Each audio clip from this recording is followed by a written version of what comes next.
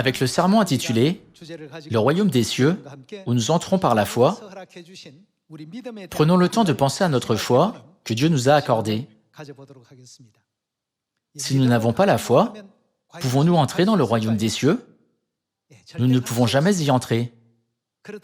Pendant que nous vivons dans ce monde, à chaque instant et dans chaque situation, Dieu voit toujours notre foi en la pesant avec des dizaines de milliers de choses. De temps en temps, Dieu vérifie si nous avons assez de foi pour entrer dans le royaume des cieux.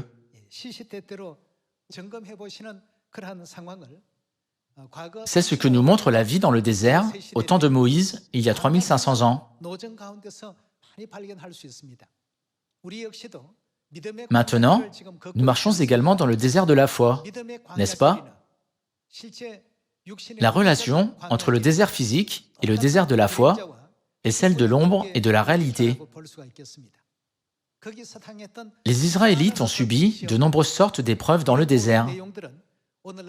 Par conséquent, nous pouvons comprendre que Dieu nous met toujours à l'épreuve et pèse notre foi pour voir à quoi ressemble notre foi et que Dieu ouvrira la porte du ciel lorsque nous aurons une foi complète pour entrer dans le royaume de Dieu.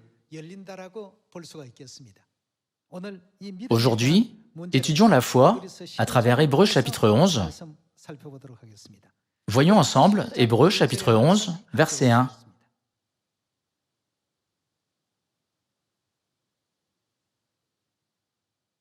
Chapitre 11, verset 1, il est écrit « Or, la foi est une ferme assurance des choses qu'on espère, une démonstration de celles qu'on ne voit pas.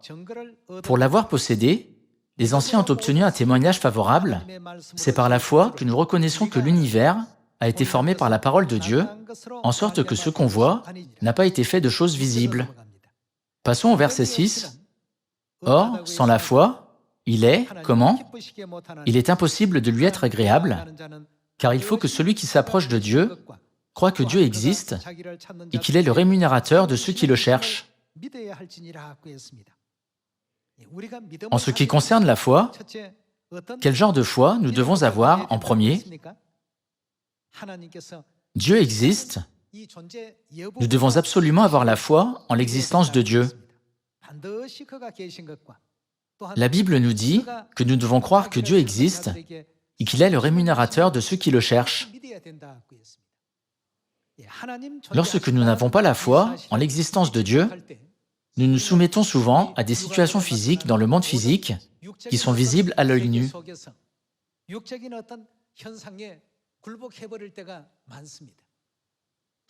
Même si Dieu nous a promis en disant « Je serai avec vous jusqu'à la fin du monde », il y a eu de nombreuses fois où nous nous sommes soumis à des situations physiques et où nous sommes devenus découragés sans avoir la foi en Dieu. Par conséquent, selon les enseignements sur la foi, qu'est-ce que la Bible dit que nous devons croire en premier? Nous devons d'abord croire au fait que Dieu existe et que Dieu est toujours avec nous. Ce n'est qu'alors que l'Évangile peut être répandu dans le monde entier et être achevé, n'est-ce pas? Nous pouvons voir les cas de ceux qui y ont cru, comme Noé dans le verset 7, Abraham dans le verset 8 et Sarah dans le verset 11.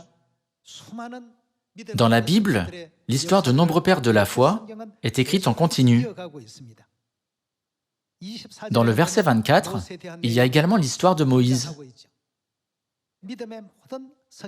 Puisque tous les pères de la foi étaient absolument certains de l'existence de Dieu, ils ont pu mener l'œuvre de Dieu contre vents et marées.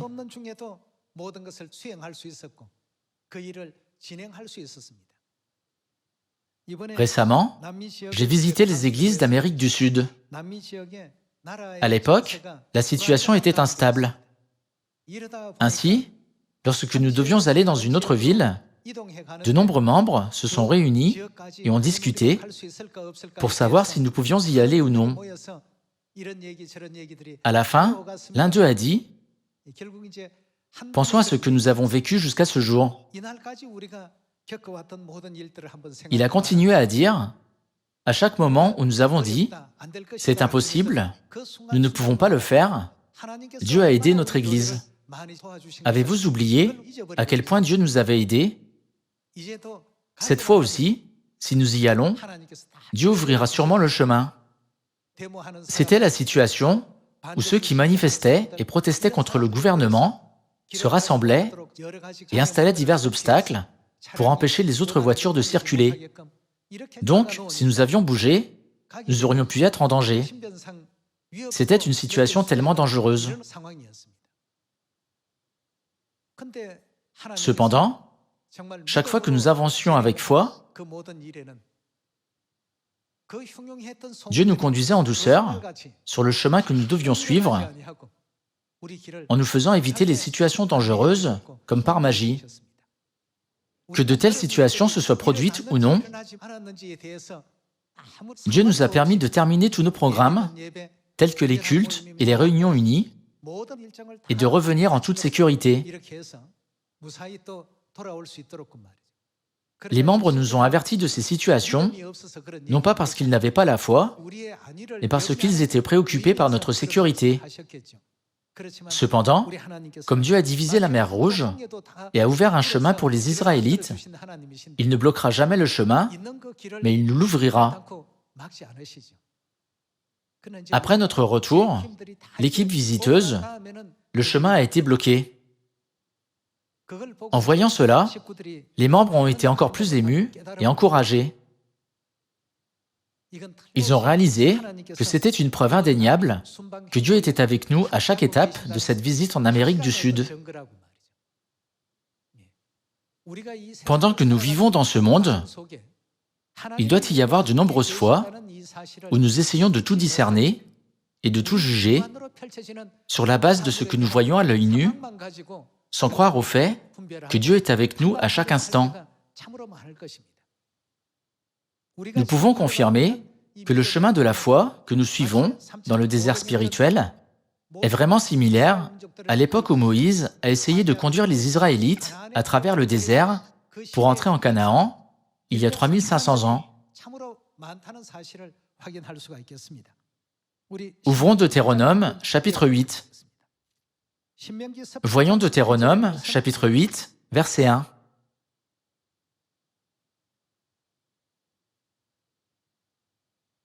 Chapitre 8, verset 1, il est écrit « Vous observerez et vous mettrez en pratique tous les commandements que je vous prescris aujourd'hui, afin que vous viviez, que vous multipliez et que vous entriez en possession du pays que l'Éternel a juré de donner à vos pères.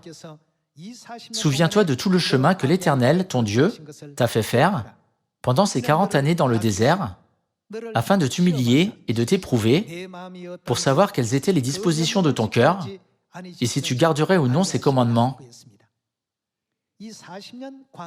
Pendant 40 ans dans le désert, Dieu a créé de nombreuses situations et de nombreux environnements devant les Israélites. Chaque fois qu'ils ont été mis dans ces situations et dans ces environnements, ils en sont venus à penser que Dieu n'existait pas. Ils se sont trouvés dans un désert aride et désolé, où il n'y avait ni restaurant, ni nourriture.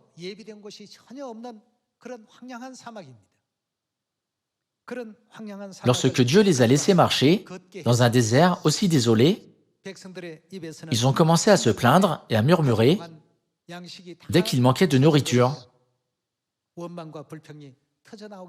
Ils ont dit « Que pouvons-nous manger maintenant ?» C'est ce que disaient ceux qui ne pensaient pas du tout que Dieu existait.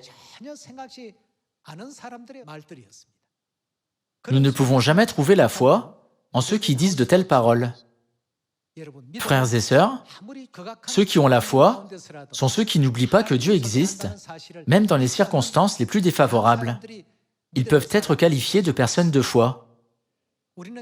Nous sommes maintenant dans une position où le royaume éternel des cieux est juste devant nous. Nous ne devons pas répéter les mêmes erreurs en regardant l'histoire de ce qui s'est passé il y a 3500 ans. Que leur est-il arrivé dans le désert? Ils ont tous été détruits. Ils n'ont pas pu entrer dans le pays de Canaan, auquel ils étaient destinés, mais ils ont été détruits. Nous pouvons voir une telle scène pitoyable dans la Bible.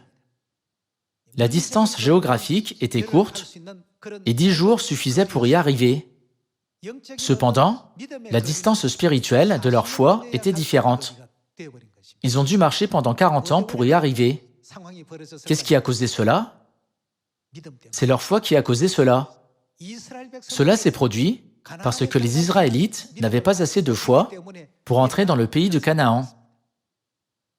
Avant de vous montrer cela, un par un, à travers la Bible, en conclusion, en raison de leur manque de foi, il leur a fallu 40 ans pour une courte distance qui pouvait être atteinte en 10 jours.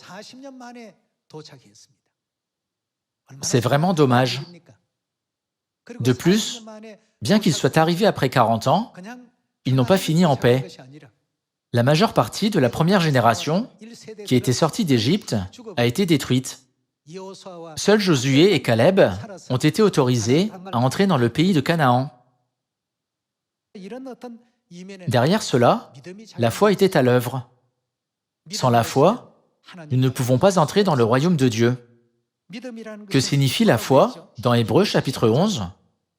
Il est écrit que la foi en l'existence de Dieu est le principe le plus fondamental de la foi.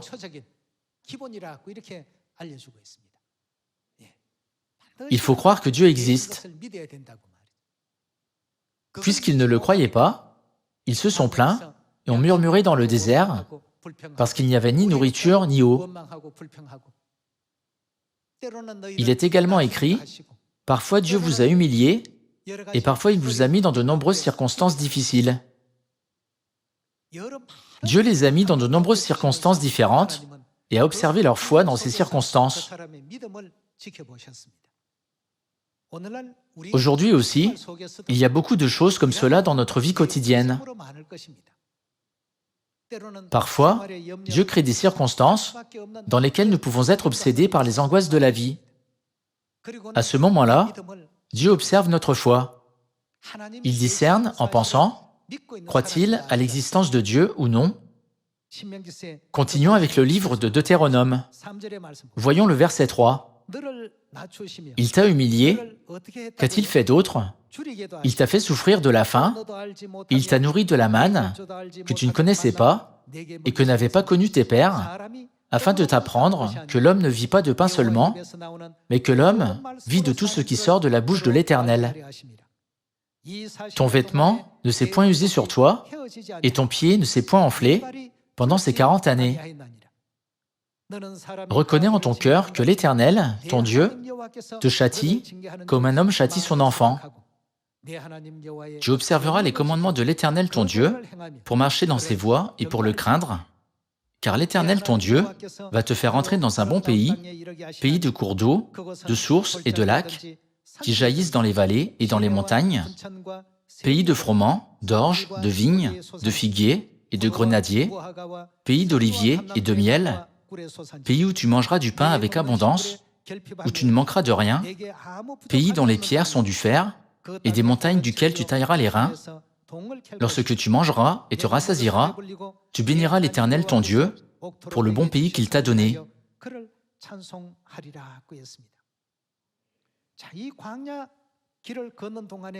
Pendant qu'ils marchaient dans le désert, Dieu les a humiliés, les a fait souffrir de la faim et les a nourris de la manne pour satisfaire leur faim. Dieu a créé de nombreux types d'environnements et de situations. Quelle en était la raison? D'après le verset 2, quelle en était la raison? Il est écrit « afin de t'éprouver ». Qu'est-ce que Dieu a éprouvé? Il est écrit que Dieu les a éprouvés pour savoir quelles étaient les dispositions de leur cœur. En d'autres termes, Dieu voulait savoir quel genre de foi ils avaient, s'ils garderaient ou non ses commandements. Dans certains cas, ils ont obéi à la parole de Dieu, mais lorsqu'ils ont été mis dans une situation défavorable ou gênante, ils n'ont plus obéi à la parole de Dieu. Dans un certain type d'environnement, ils ont suivi Dieu, mais dans un autre type d'environnement, ils n'ont pas suivi Dieu. Frères et sœurs, ce n'est pas la foi. Dieu nous enseigne, à travers l'Épître aux Hébreux, que ceux qui croient que Dieu existe sûrement sont ceux qui ont la vraie foi. Ainsi, lorsque nous examinons de près l'histoire des Israélites, nous pouvons comprendre qu'ils n'ont pas pu entrer en Canaan en raison de leur manque de foi. Lorsque nous y pensons un par un, il est vrai qu'ils n'ont pas été autorisés à entrer dans le pays de Canaan parce qu'ils se sont plaints, ont murmuré et se sont découragés. Lorsque nous résumons la raison, c'est à cause de leur manque de foi. Pourquoi les Israélites se sont-ils comportés de la sorte? N'est-ce pas parce qu'ils n'avaient pas la foi? Nous vivons maintenant à l'époque où le pays de Canaan spirituel, le royaume des cieux, approche. Toutes les prophéties de Dieu s'accomplissent maintenant dans notre vie. Une nation s'élèvera contre une nation et un royaume contre un royaume. Toutes sortes de pestes se répandront, il y aura de grands tremblements de terre et des famines en divers lieux. Puisque la Corée est le berceau de l'Évangile, qui doit prêcher l'Évangile au monde entier, je sens que Dieu protège la Corée à bien des égards. Cependant, lorsque nous regardons les autres pays, nous pouvons voir que le monde est devenu un environnement mondial où l'inflation augmente considérablement en raison de la guerre entre la Russie et l'Ukraine.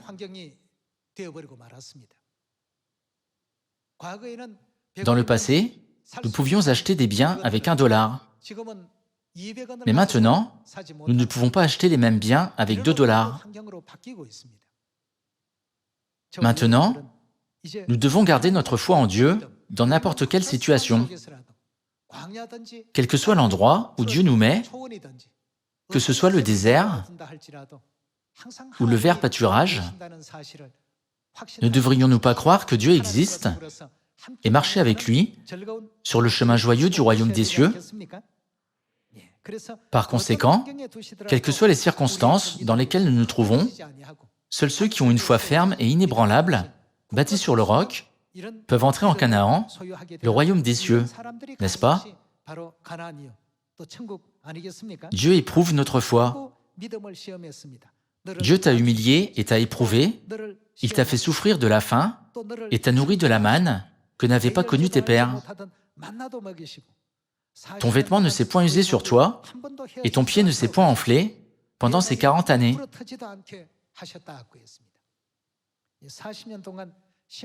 Dieu a créé tous ces environnements pour que les Israélites puissent vivre sans avoir à changer de chaussures ou de vêtements pendant 40 ans.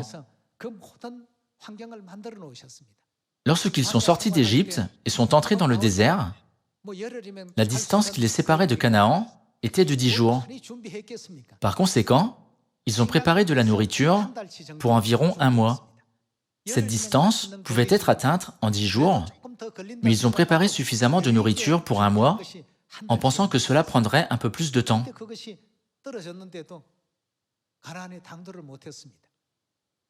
Bien qu'ils aient mangé toute la nourriture, ils n'ont pas pu atteindre Canaan. Cependant, Dieu leur a tout fourni afin qu'ils ne manquent de rien. Frères et sœurs, comme leur vie dans le désert il y a 3500 ans, il se peut que de nombreux membres s'inquiètent de leur vie en marchant dans le désert de la foi aujourd'hui. Il ne s'agit pas seulement des soucis de la vie. Même dans notre vie de foi, il y a de nombreuses situations qui ébranlent notre foi. Je demande à tous les membres de la famille de Sion de ne jamais oublier Dieu et de ne jamais perdre le royaume des cieux, même dans de telles circonstances. Qu'est-ce que Père et Mère nous disent de préparer dans Matthieu chapitre 25? Ne nous disent-ils pas de préparer de l'huile? L'huile représente la foi dans la Bible. En cette époque, sans la foi, nous ne pouvons pas aller au royaume des cieux. Tout d'abord, nous devons croire que Dieu existe. Lorsque les gens ne croient pas en l'existence de Dieu, ils ne peuvent s'empêcher de choisir un chemin insensé Ils sont conduits sur le mauvais chemin, parfois ils sont tentés, et ils abandonnent facilement leur foi.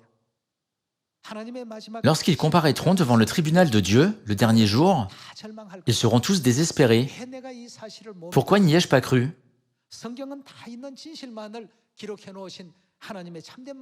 Même si la Bible, où seule la vérité est écrite, est la vraie parole de Dieu, pourquoi n'ai-je pas cru à l'existence de Dieu et à l'existence du royaume éternel des cieux et de l'enfer?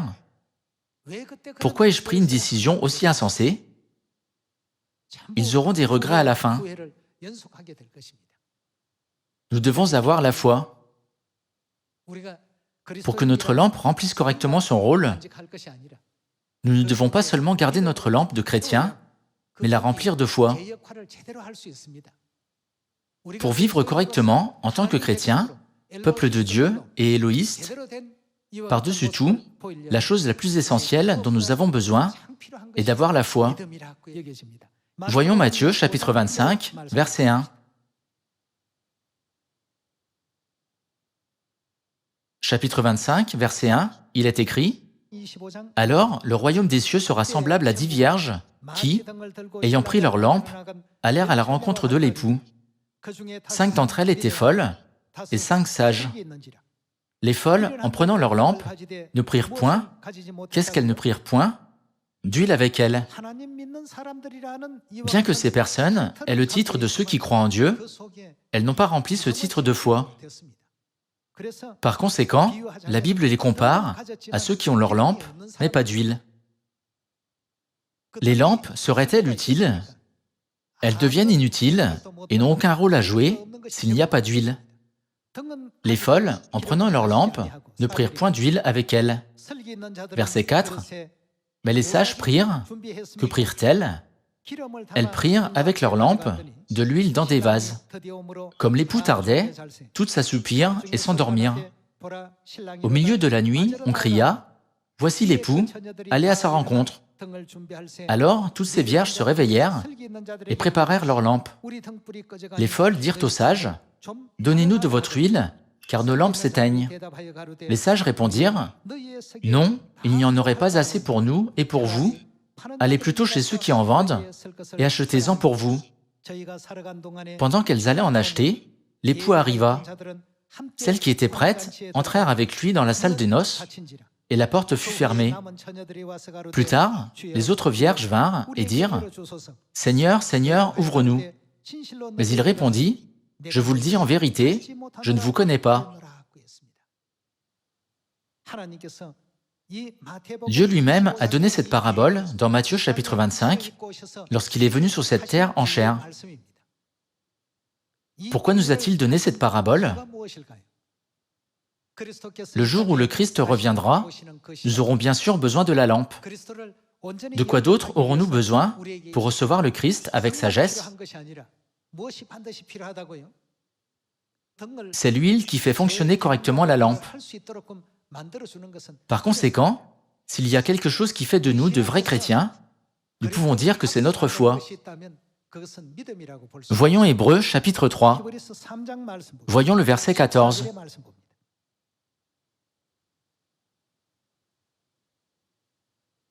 Chapitre 3, verset 14, il est écrit « Car nous sommes devenus participants de Christ, pourvu que nous retenions fermement jusqu'à la fin l'assurance que nous avions au commencement, pendant qu'il est dit « Aujourd'hui, si vous entendez sa voix, n'endurcissez pas vos cœurs, comme lors de la révolte, qui furent en effet ceux qui se révoltèrent après avoir entendu sa voix, sinon tous ceux qui étaient sortis d'Égypte sous la conduite de Moïse, et contre qui Dieu fut-il irrité pendant 40 ans, sinon contre ceux qui péchèrent, et dont les cadavres tombèrent dans le désert, et à qui jura-t-il qu'il n'entrerait pas dans son repos? » En d'autres termes, « il n'entrerait pas dans son repos » signifie qu'il n'entrerait pas dans le royaume des cieux. Et à qui jura-t-il qu'il n'entrerait pas dans son repos, sinon à ceux qui avaient désobéi? Aussi voyons-nous qu'ils, que firent-ils? Dieu a relié cela en disant « La désobéissance est la même chose que l'incrédulité. Sinon, à ceux qui avaient désobéi, aussi voyons-nous qu'ils ne purent y entrer, à cause de leur incrédulité. La foi est l'obéissance, et l'obéissance est une expression et une attitude de foi que seuls ceux qui sont convaincus que Dieu existe peuvent avoir. Nous connaissons bien les œuvres de personnes telles que Noé et Abraham, n'est-ce pas? Ils ont été éprouvés au point de se demander, en tant qu'humain, puis-je vraiment faire cela? Cependant, qu'ont-ils fait? Puisqu'ils croyaient que Dieu existait sûrement, Abraham a offert son fils unique, Isaac, en sacrifice sur la montagne de Morija, et Noé a cru que le monde serait détruit par l'eau. Lorsque nous regardons l'histoire de Noé, d'Abraham et de Moïse, et de tous les pères de la foi, nous pensons légèrement à leur œuvre et disons, « Si j'avais vécu au temps d'Abraham, j'aurais fait comme Abraham. Si j'avais vécu au temps de Noé, j'aurais fait comme Noé. » Cependant, ce n'est pas le cas. Nous ne l'aurions pas fait. Il n'est jamais possible de faire facilement de telles choses dans ces environnements ou ces situations. Pensez à Pierre, qui était le principal disciple de Jésus. Dans un environnement paisible avec Jésus, il a dit, « Je te suivrai même si je meurs. Si tu vas en prison, je t'accompagnerai jusqu'en prison. Si je devais mourir pour toi, je pourrais même mourir pour toi. » Pierre avait une telle foi. Cependant, l'environnement et la situation autour de lui ont changé. Après la scène de la Pâque, lorsque Jésus était à Gethsémane, les serviteurs du souverain sacrificateur sont venus et ont saisi Jésus. Il a été jugé dans la maison du souverain sacrificateur. Puisque Pierre avait une bonne foi, il a secrètement suivi Jésus. Il s'est demandé, que se passera-t-il? Et il voulait voir le résultat final. Lorsqu'une servante de la maison a dit, « Cet homme était dans la même foule que Jésus », qu'est-ce que Pierre a dit? Bien que ce soit momentané, il a dit, « Je ne le connais pas ». Un peu plus tard, quelqu'un d'autre a de nouveau affirmé la même chose.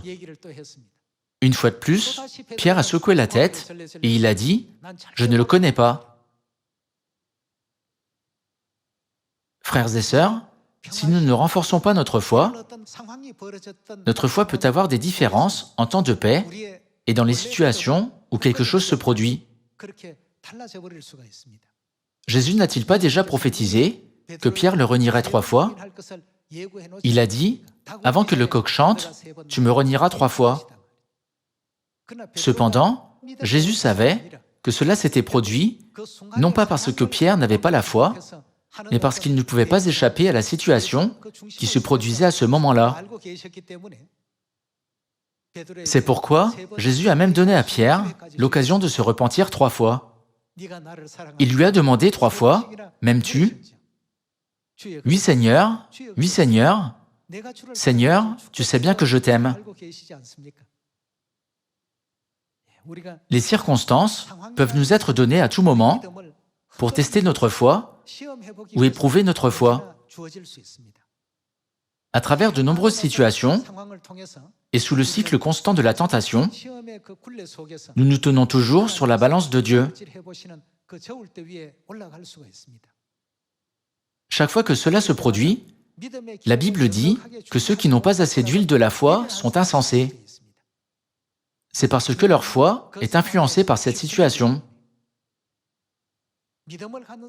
Puisque ceux qui ont la foi ont bâti leur maison de la foi solidement sur le roc, ils ne sont jamais ébranlés, ni ne vacillent, même lorsque les torrents viennent. Ce sont les gens qui croient absolument que Dieu existe toujours. Ils croient que Dieu existe sûrement. Nous pouvons dire, ils sont comme les 5 vierges sages qui ont préparé suffisamment d'huile de la foi. Dans Hébreux chapitre 3, verset 18, il est écrit que Dieu a même juré. Qu'a-t-il juré? Il a juré qu'il n'entrerait pas dans son repos c'est-à-dire dans le royaume des cieux. Quel genre de gens sont ceux à qui Dieu a juré qu'ils n'entreraient pas? Ce sont ceux qui avaient désobéi. Alors, pourquoi avaient-ils désobéi? Leur désobéissance est due à leur manque de foi. Sinon, à ceux qui avaient désobéi, verset 19, « Aussi voyons-nous qu'ils ne purent y entrer à cause de leur incrédulité. Il est écrit, ceux qui ont désobéi ne peuvent pas entrer dans le royaume des cieux. Et il est également écrit, ceux qui ne croient pas ne peuvent pas y entrer. » Si nous examinons de près ces deux versets, nous pouvons voir que l'obéissance vient de la foi et que sans la foi, nous ne pouvons jamais entrer dans le pays de Canaan céleste. Qui a dit cela? Dieu. Qu'est-ce que Dieu a fait? Il a même juré et dit que de telles personnes ne peuvent pas entrer dans le royaume des cieux. Si nous suivons le droit chemin aux yeux de Dieu, il nous sauvera de toute situation critique, comme il l'a fait avec Shadrach, Meshach et Abel-Négo. Même si nous sommes jetés dans la fosse aux lions, comme Daniel, notre Dieu peut nous sauver de telles situations. Cependant, Dieu nous a mis dans un environnement plus paisible pour le moment. Si cette situation continue, nous pouvons peut-être garder notre foi jusqu'à la fin. Cependant, si nous sommes mis dans une situation différente, ou si nous sommes confrontés à une situation plus difficile, notre foi sera révélée devant Dieu. C'est pourquoi Dieu nous a montré à l'avance l'exemple d'Abraham, l'exemple de Noé et l'exemple de Josué. Il n'est jamais exagéré de dire que les 66 livres de la Bible servent de guide pour nous montrer ce qu'est la vraie foi. Frères et sœurs, Dieu existe sûrement. En demandant que nous accumulions la foi en l'existence de Dieu et en espérant que nous jouirons tous de la gloire et de la grâce de retourner ensemble dans le royaume des cieux, j'aimerais conclure le sermon d'aujourd'hui. Merci beaucoup.